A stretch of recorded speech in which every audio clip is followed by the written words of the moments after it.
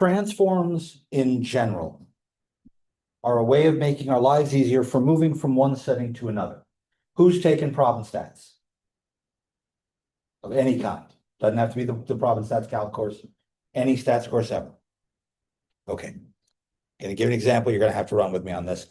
We do normal distributions. The first thing we do is we go from whatever variable we're in to a z variable so we can look everything up on the standard normal table. Prevents me from dealing with whatever scenario with whatever mean and standard deviation, just switch it to the standard by using a z transform. Z is x minus the average over the standard deviation.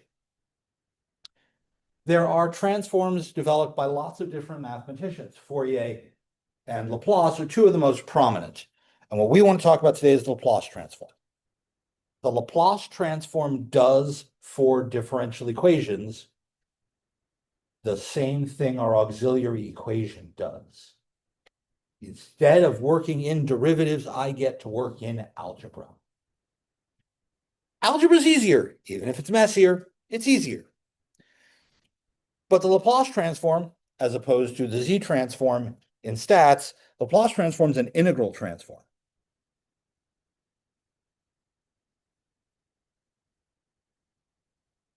Which means it acts on our function by integrating.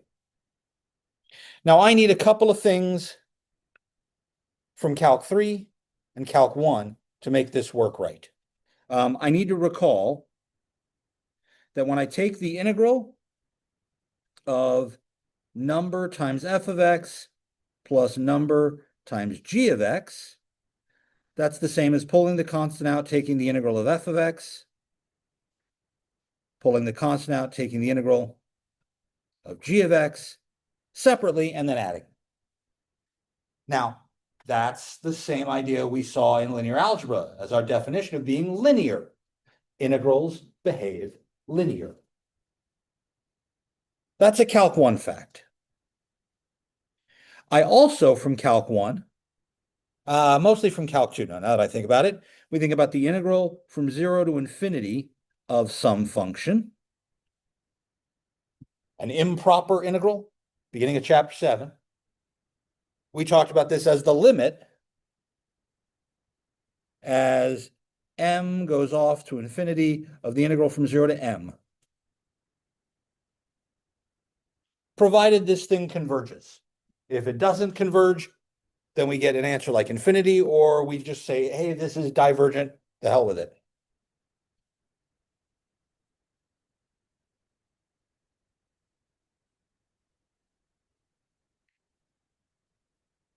If the limit does exist, we say that is a convergent integral. It converges to our number. And last, from Calc 3, when I do the integral from a to b of a function of two variables with respect to one of them, then the result is something that does no longer contain the variable we are integrating in.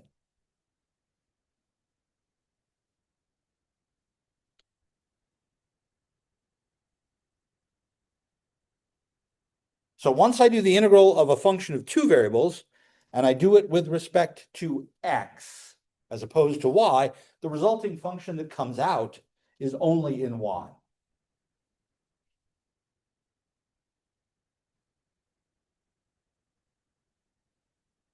So an integral transform is an integral of a function with some extra piece multiplied into it. Let k of s and t, function of two variables,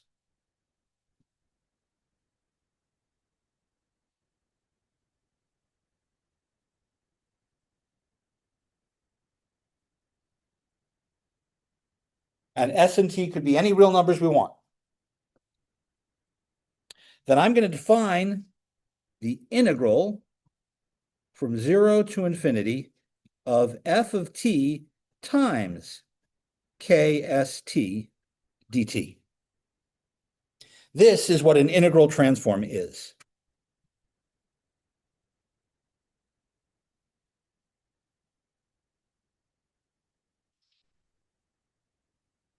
So I take some function, some nice quote unquote simple function f of t. I multiply it by this funky k thing, and then I take the integral from 0 to infinity. Now this k is going to govern everything. Our choice of k makes the transform special. To that end, we call k of st, we're going to call that the kernel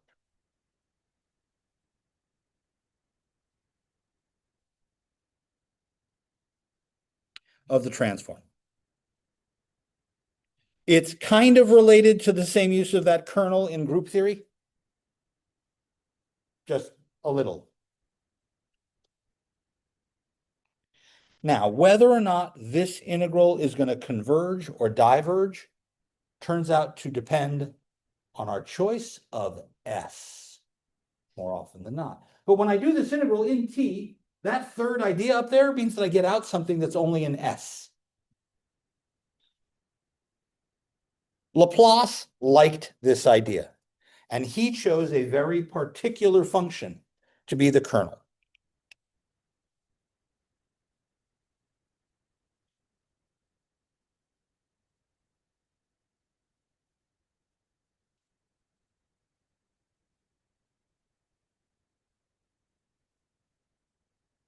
I want to pick a function whose domain is positive numbers and 0. I don't want to worry about this on negatives. Negatives is going to make my teeth itch, so we're not going to do that.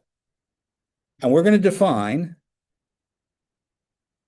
capital F of S, or L of f of t, to be an integral transform. It's going to be the integral from 0 to infinity of f of t e to the minus st dt. This is our function k.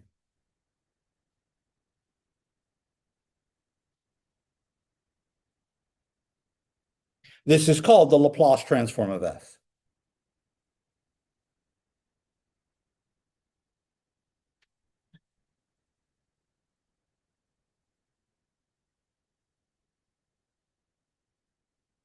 The domain of this is going to be a set of s values. And it's whatever s values make this integral converge.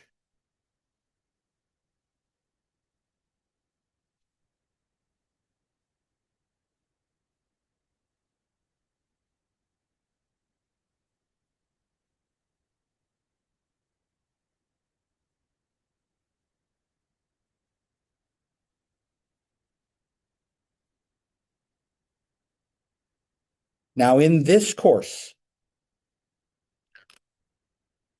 I am particularly going to pay attention to s being real numbers. But this definition even works when s is complex.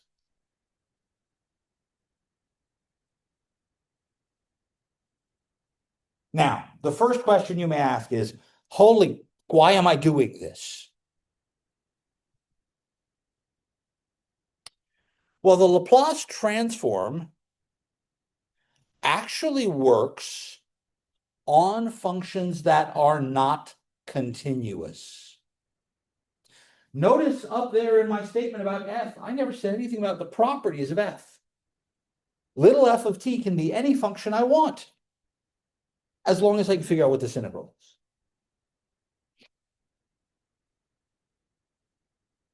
An example.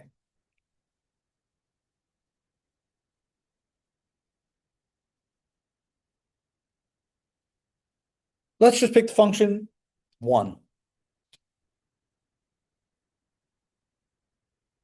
F of t equals 1 for all values of t.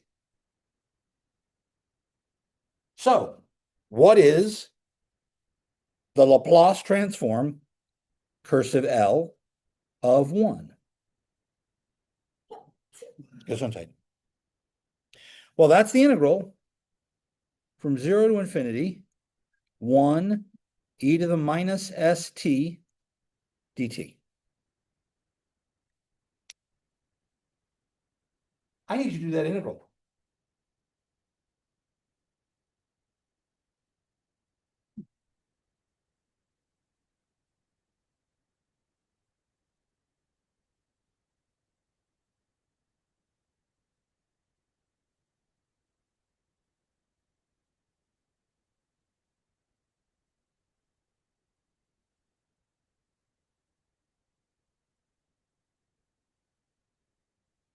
Hmm. How do I integrate this?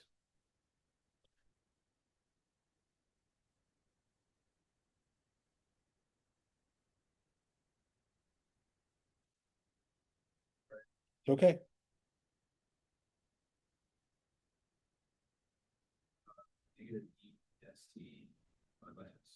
Because I'm going to have a u substitution.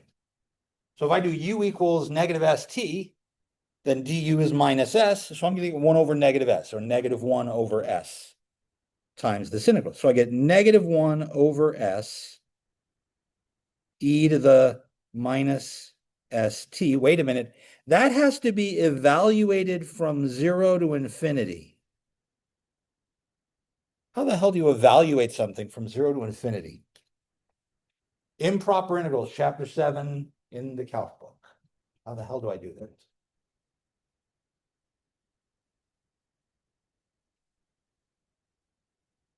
Oh, wait a minute. We wrote that down. We wrote that down up here. The integral from 0 to infinity is really a limit. Integral from 0 to whatever, right? So let's take that integral going from 0 to infinity and change it to be the limit going from 0 to m. That makes this the limit as m goes to infinity minus 1 over s e to the minus st from 0 to m.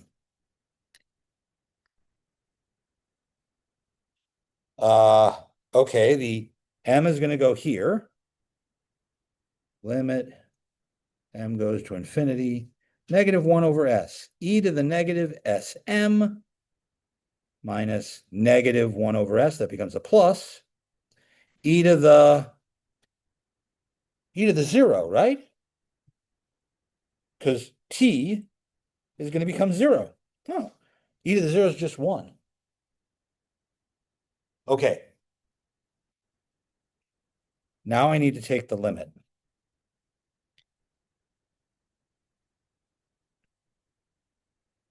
This limit is going to depend on the value of s. It's only going to converge for some s's. For some s's, it's going to diverge. So here's my question. Really, I'm taking the limit of this piece. Limit m goes to infinity, e to the minus sm. Because the 1 over s is just a number. How do I know whether that converges or diverges?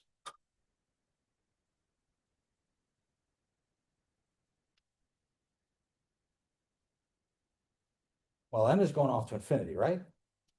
So either that's going to be a negative number or a positive number, depending on s. If s is positive,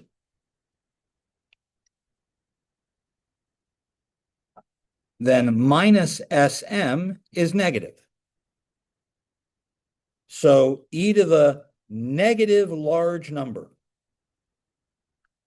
What do you know about e to a negative large number?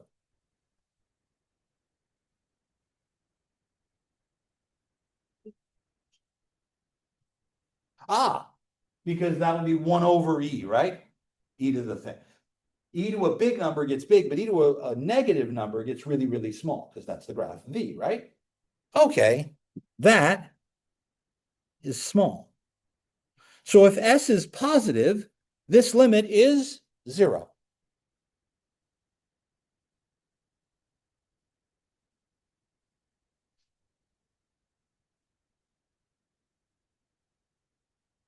What if s is negative? Oh, wait a second. What if s is 0?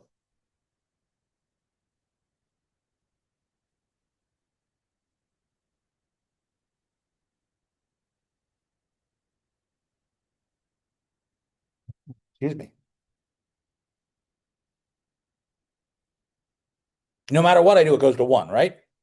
Because it'll be e to the 0.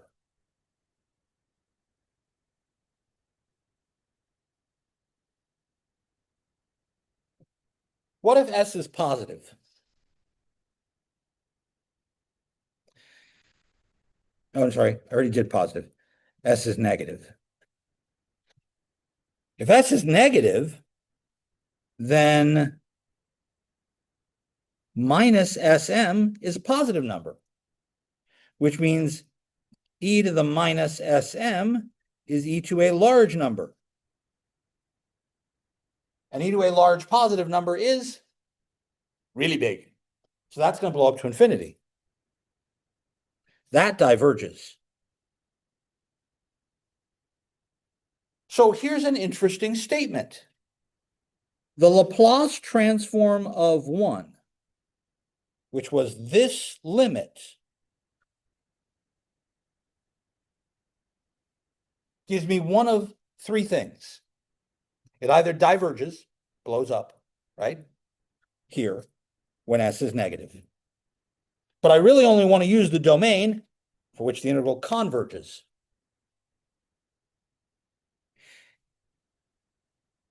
If s is 0, what's going to happen in my integral here?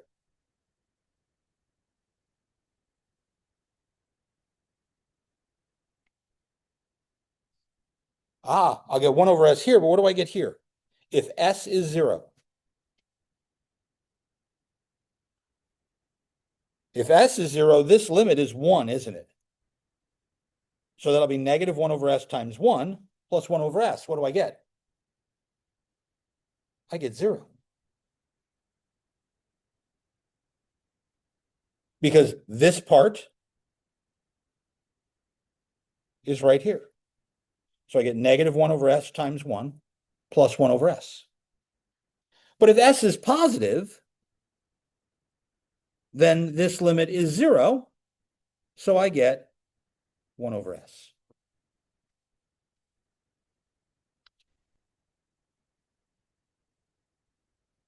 It doesn't make sense to do 1 over 0. So if s is 0, it wouldn't make sense. But for every other value of s, positive value, I get 1 over s. We found a transformation. Very, very, very, very rarely will we use s equals 0. So what we'll see on a lot of formula sheets is that the Laplace transform of 1 is written as 1 over s when s is positive. Makes my life easier.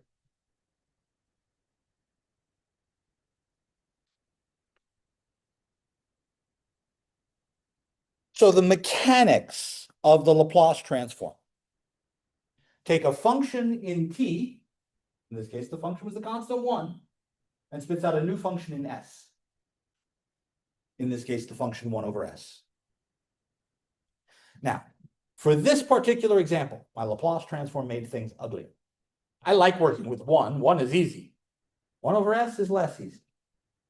But here's another function.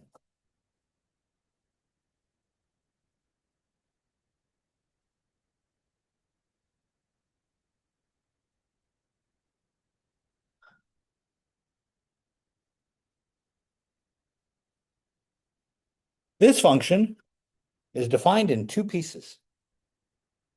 And what's more, this function's not continuous. F of t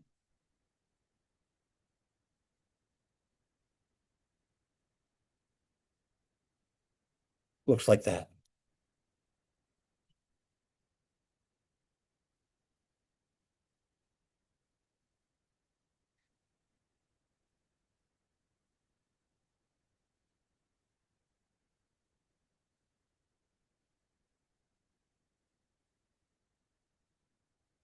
I can tell you right now, if I gave you a differential equation, let's go to the ones for the homework where you've got the forcing function, the driving function for the spring. You've got that bouncing setup. If my function was discontinuous, figuring out how to do any sort of undetermined coefficients right out the bat, can't do it at all. Variation of parameter, can't do it because I have to take the integral. The integral here's going to suck. I don't want to do that. So I'll be much happier trying to solve something that involves an equation like this if I can turn it into something else. So let's think about the Laplace transform of this function.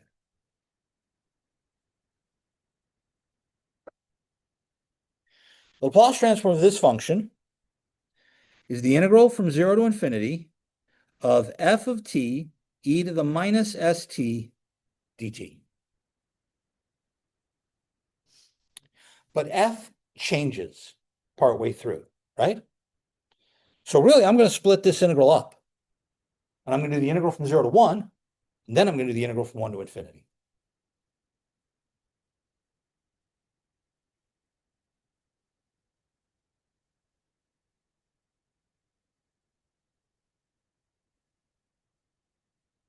Between 1 and infinity, we have a 1 here. Between 0 and 1, we have a negative 1 here. Because those are the two pieces of f of t.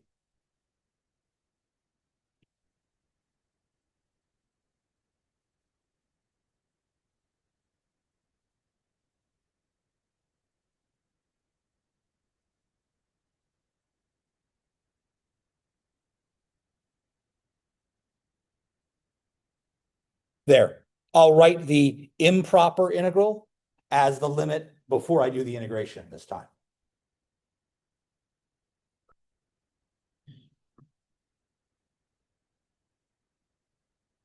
Cody, this is the same integral we did last time, right? So what's my antiderivative? Negative 1 over s.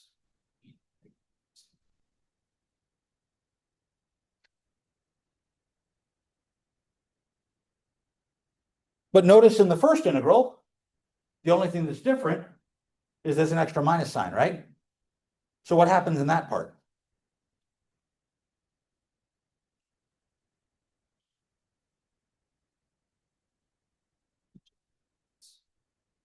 Right.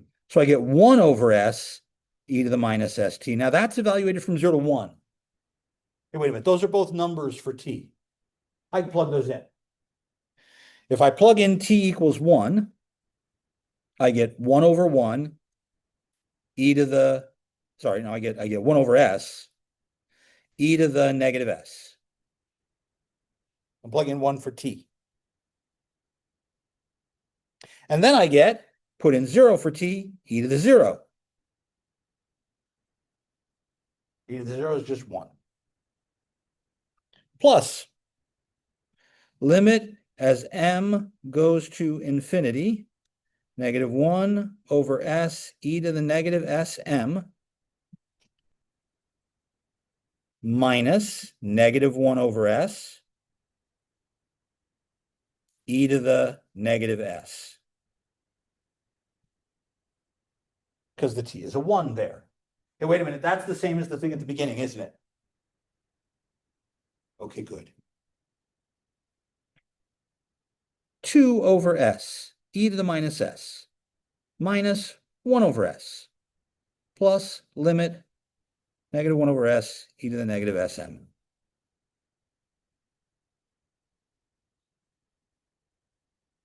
But didn't we just look at this limit? And we decided that this limit was 0 if s was positive. S can't be 0, because then I'd be dividing by 0, right?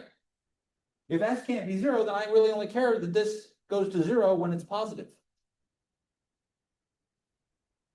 Goes to 0 when s is positive, diverges when s is negative. Which means my Laplace transform is 2 over s e to the minus s minus 1 over s when s is positive. In spite of the fact that my original function was not continuous, the Laplace transform still exists.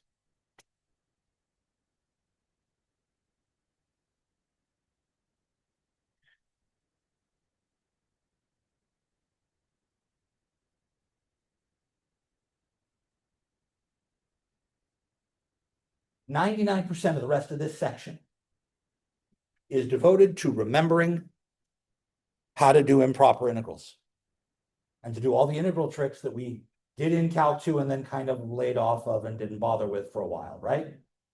So things like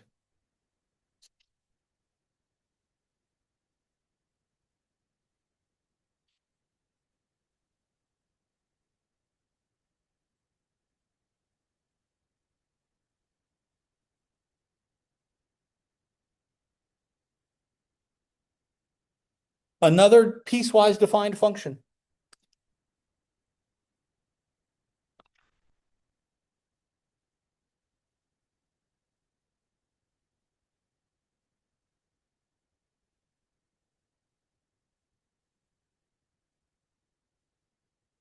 From 0 to pi.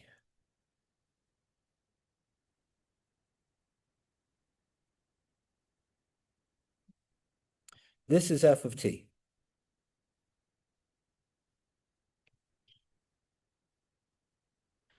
Think about one of our spring systems.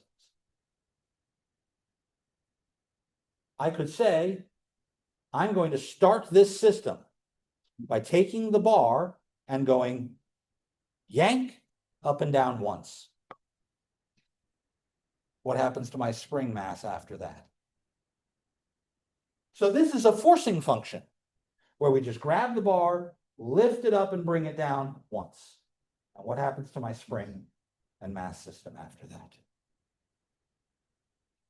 I could also think of this as part of a voltage cycle coming out of the wall, alternating current, right? Alternating current pushes electricity in one direction and then the other. So it goes up and then down, back and forth, right? Positive voltage, negative voltage, flipping back and forth like that. That's how AC motors work. I'm attached to my motor for just enough time to get through half a cycle. What happens?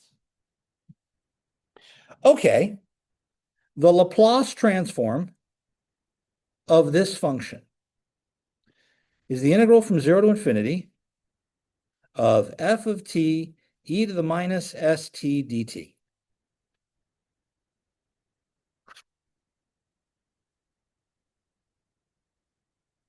Since the function f is defined in pieces, I'm going to do the integral in pieces. What pieces?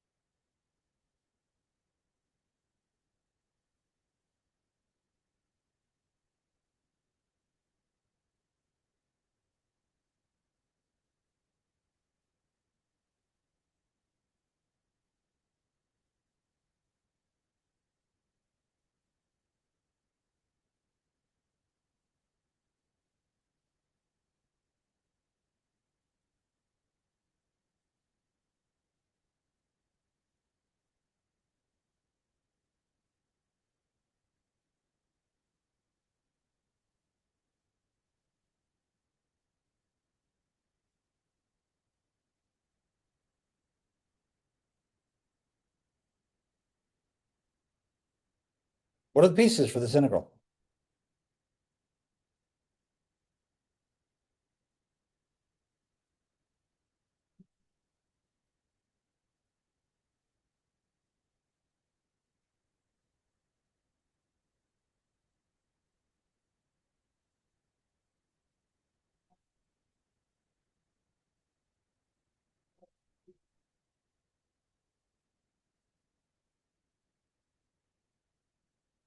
Because that whole integral is going to be 0, isn't it? I don't even have to do that part. Yay. The fact that I don't have to do the part with a limit in it tells me that the other part's going to suck. Yeah. The problem is doing this part now. Everything in this integral on the right is multiplied by 0. That whole integral is 0. I don't care what I'm integrating from and to. How do I do this?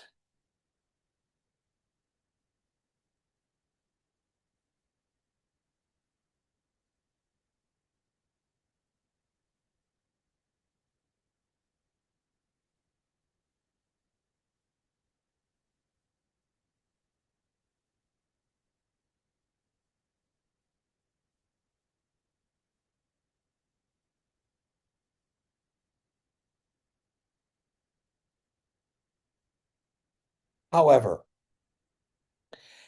I remember quite distinctly in Calc 2 saying that one of the problems with parts was figuring out what was U and what was dV. Which of those two pieces should be U?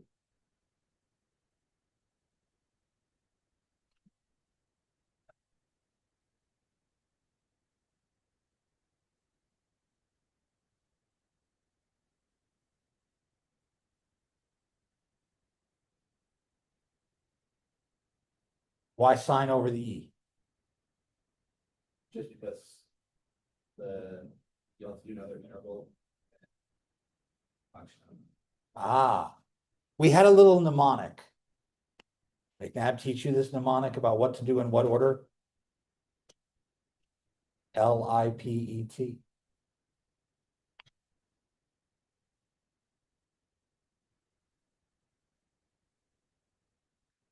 In order. My choice for you. L for logarithms. I for inverse trig. P for polynomial. E for exponential. Then T for trig. So in this case, because I have one piece that's exponential and one piece that's trig, my preferred choice of u is going to be the exponential part.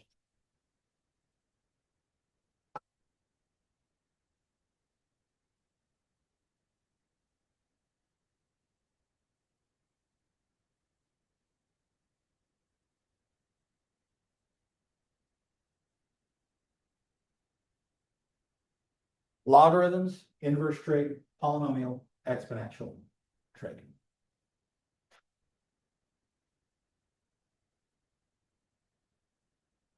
Gross. Now here's the problem. If I do this, u equals e to the minus st, then dv is sine of t dt. So what's v, what's du? Well, I'm working in t here. So the derivative of this is minus s e to the minus st dt. Because s is a number. What's the antiderivative of sine?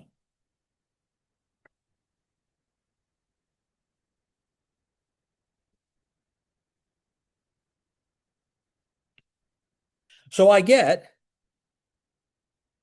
the integral from 0 to pi of sine t e to the minus st dt is uv e to the minus st negative cosine of t evaluated from 0 to pi minus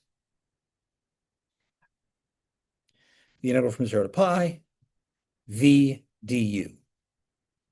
Both of those have minuses on them, so that'll make it a plus, but there's another minus here, so it's s e to the minus st cosine t dt.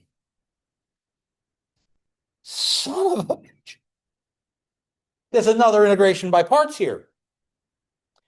It's going to get uglier from here.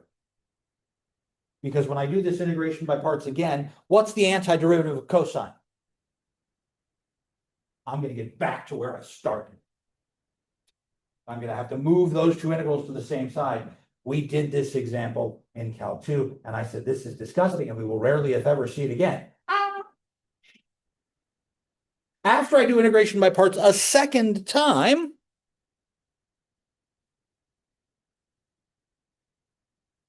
I end up with negative e to the negative st cosine t 0 to pi minus s e to the negative st sine t from 0 to pi minus s squared.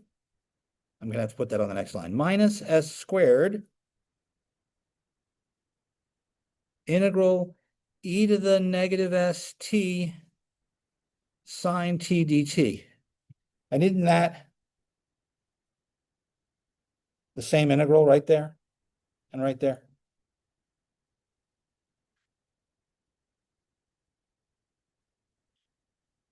But this has got a minus on this side, so I can move it to the other side.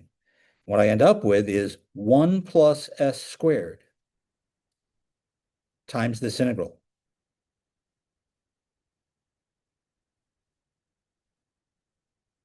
is equal to, now I got to evaluate the crap on the other side. Okay, let's do this. What's this? Well, if I put in pi, what's cosine of pi?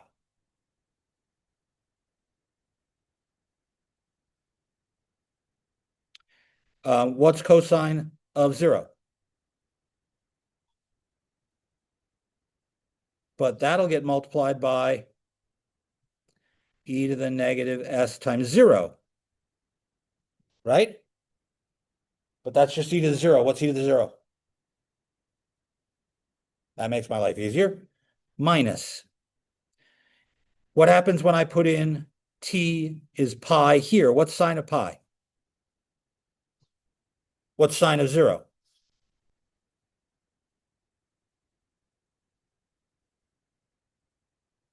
So on the left-hand side, I have the integral and then this 1 plus s squared. On the right-hand side, I have 1 minus becomes a plus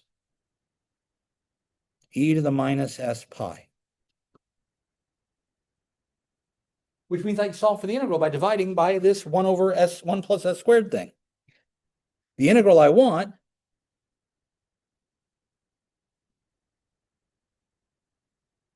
is 1 plus e to the minus s pi over 1 plus s squared. And that is the Laplace transform of f of t. Holy crap!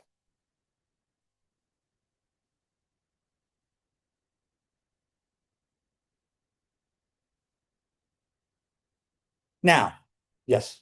How did you get the 1 plus s squared? Because there's an s squared e to the integral on the right-hand side here. But there's one of those integrals on this side, right? So if I move this over, it'll be 1 integral plus s squared times the same integral. I just factored it out. I am the absolute first person to tell you, this is disgusting. So how many of these integrals do you think I'm going to make you do in the long run? Well, maybe a dozen total, and most of those will be homework. Well, because we want to see some of these things and how they work in general. Because it turns out, since the Laplace transform is an integral transform, what was the very first thing I wrote down at the start of class about integral transforms?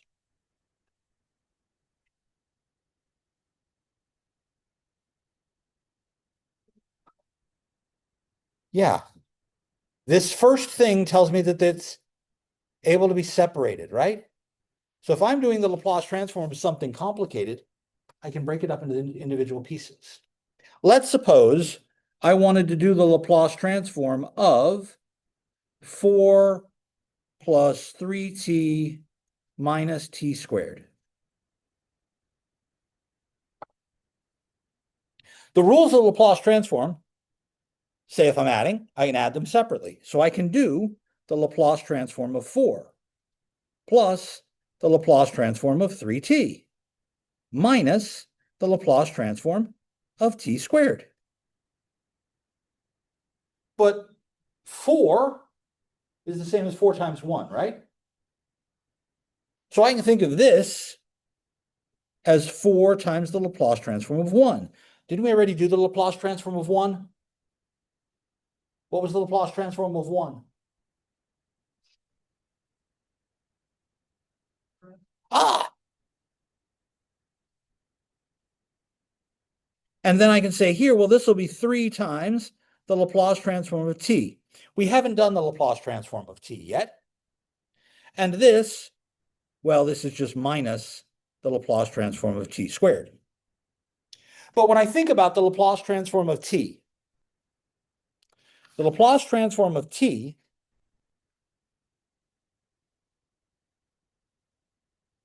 is the integral from 0 to infinity t e to the negative st dt. That's integration by parts again, isn't it?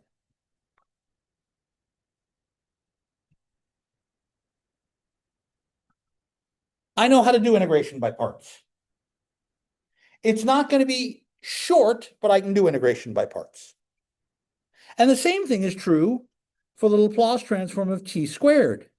That's the integral from 0 to infinity t squared e to the minus st dt. That's also parts, but it's parts twice.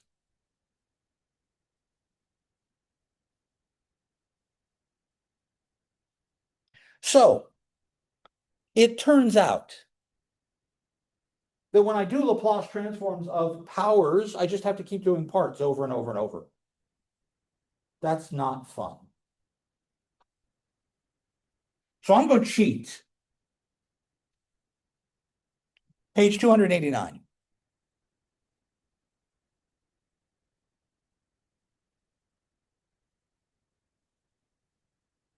It turns out that there's a really nice pattern for doing the Laplace transforms of powers. There are really nice, the integral we just did with the sign of it, right? I'm always going to get, we got 1 plus s squared because we had sine t. If we had sine of something t, we'd get that number squared plus s squared. If we did cosine, we're going to get an extra s on top instead of a 1 on top. What are these?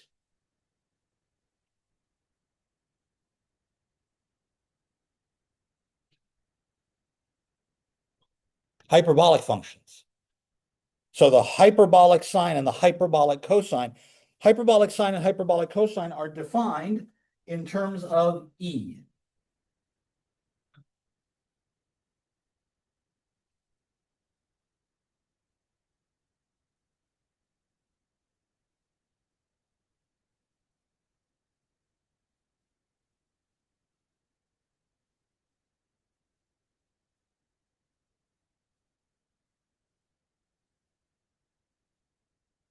One of my favorite things about hyperbolic functions is that the derivative of the hyperbolic sine is the hyperbolic cosine. Gee, that sounds familiar. Sine is cosine. The derivative of the hyperbolic cosine is the hyperbolic sine. There's no extra minus sign.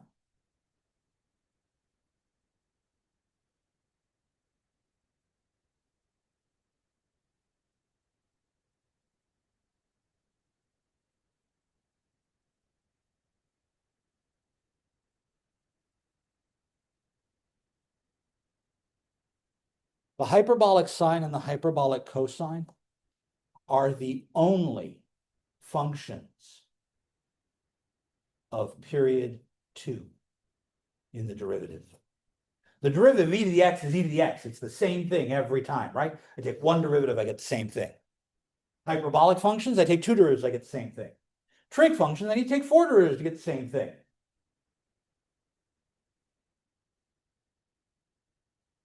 That's it. I will give you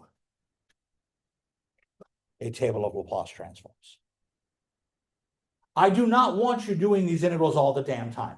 Maybe 1 or 2 at most. And there'll be rigged cases. Will we need to remember how to integrate a whole lot of stuff? No. Will we need to remember how to integrate some things? Yeah. So 99.9% of the time, I can simply then take what I have on my table. L of t is, let's see, let me write it this way. The Laplace transform of t to the n is n factorial over s to the n plus 1. So the Laplace transform of t, that's t to the first. 1 factorial is 1 over s squared. The Laplace transform of t squared is 2 factorial. 2 factorial is just 2 over s cubed. I can now go back and fill those in the example we were doing up above. 3 times 1 over s squared minus 2 over s cubed.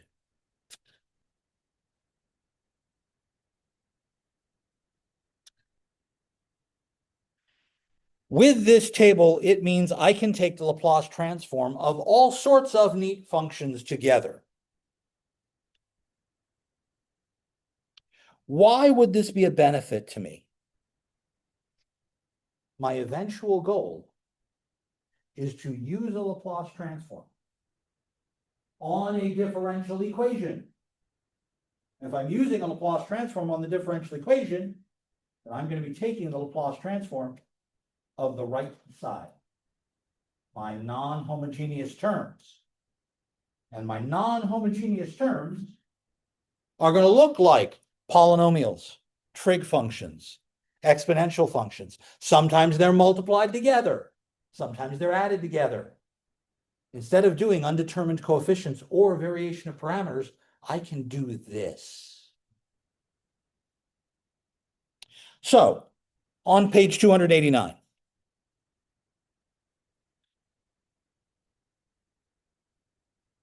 I could ask for something like, what is the Laplace transform of 4t squared minus 5 sine 3t? Well, if I split that up,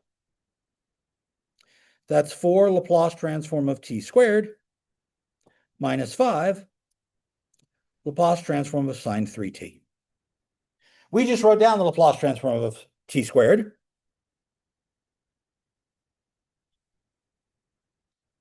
And if I go back to page 289, I see that the transform for the sine of AT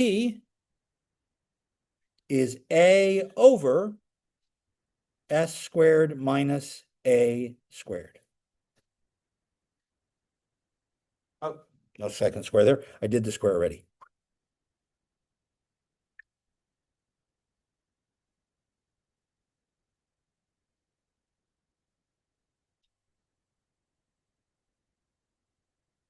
Not every function has a Laplace transform.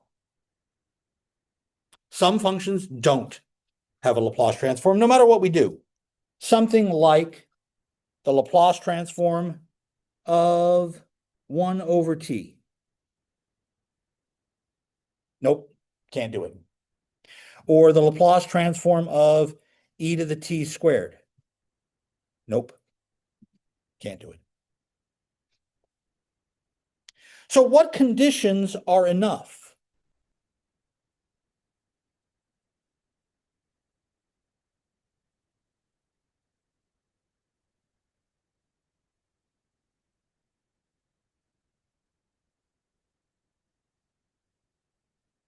Well, it turns out the conditions I need is I need the function to be piecewise continuous. F of t must be piecewise continuous on 0 to infinity. That's why 1 over t fails. 1 over t fails to be continuous.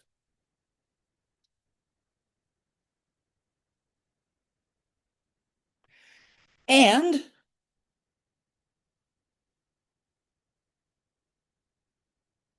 f of t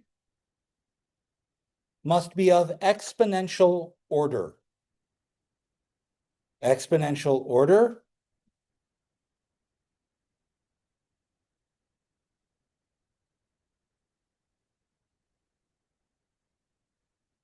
means big O.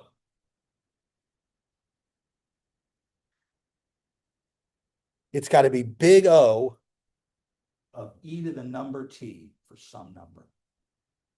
In other words, it has to be going to 0 as we go out to infinity. It's got to be bounded by an exponential equation. If both of these things are true, then we have a Laplace transform. And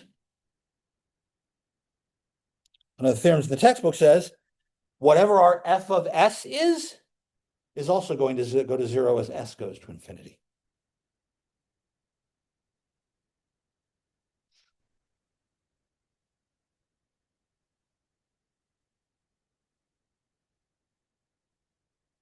Now, it is possible to have other transforms. The Fourier transform is a commonly used one in engineering. It does a lot of work with things that vibrate. This is not on the exam. So you can take these notes and put them away and I'll look at them till Saturday. But if you're going to do that, I charge you to watch the 2 videos on the 3 blue 1 brown list that go with it while you're watching these, rereading these notes and trying to work on this stuff after the exam. But that's Friday. I will post the review sheet key and the homework keys probably as soon as I sit down in my meeting at 4 o'clock. Because I'll have my computer open in front of me. If you came in late, give me your homework. Otherwise, I will see you all on Friday.